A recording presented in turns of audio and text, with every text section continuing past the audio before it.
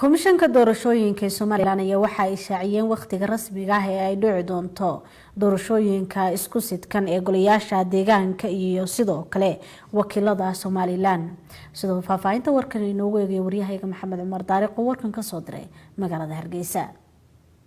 komishanka doorashooyinka qaranka Soomaaliland oo maalmihii ugu dambeeyay kulamo kala duwan la lahaa madaxda xisbiyada qaranka Soomaaliland ee ucud kulmiye iyo wadani isla markaasina ay ka wada tashanayeen waqtiga ugu macquulsan ee Soomaaliland ay ka dhici karto doorashooyinka isku sidkan ee golayaasha deegaanka iyo wakiilada ayaa fadhi wada jira oo maanta ay yeesheen komishanka doorashooyinka qaranka iyo gudoomiyaasha saddexda xisbi qaran. waxa ay komishanka doorashooyinka qaranka Soomaaliland ay sheegeen waqtiga rasmiga ah ee Soomaaliland ay ka dhici karto doorashooyinka isku sidkan ee golayaasha deegaanka iyo wakiilada. Commissioner Kaltuun oo u hadashay komishanka doorashooyinka qaranka ayaa waxa ay sheegtay in muddo 9 bilood ah komishanka doorashooyinka qaranku ay ku qaban karaan doorashooyinka isku sidkan ee wakiilada iyo deegaanka waa hadii la dhameystiro sharci ahaan iyo waliba dhaqaale ahaan. doorashooyinka qaranku isagoo si madax bannaan u gudanaya waajibaadkiisa sharci ee ku xusan xeer lambar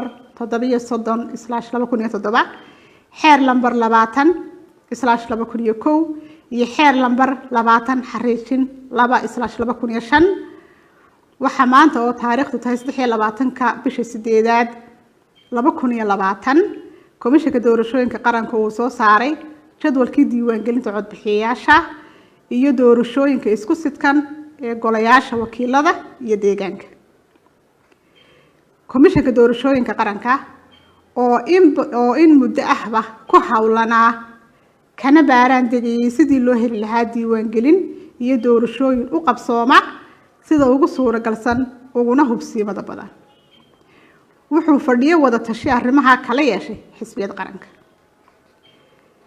jadwalka diiwaangelinta codbixiyayaasha iyo doorashooyinka wuxuu ka kooban yahay 3 qaybood oo kala ah. qaybta koowaad diyaargarowga guud ee diiwaangelinta codbixiyayaasha. qaybta labaad qabsoomida diiwaangelinta codbixiyayaasha. qaybta saddexaad diyaarinta iyo qabashada doorashooyinka golaha wakiilada iyo golayaasha deegaanka ee isku sidkan.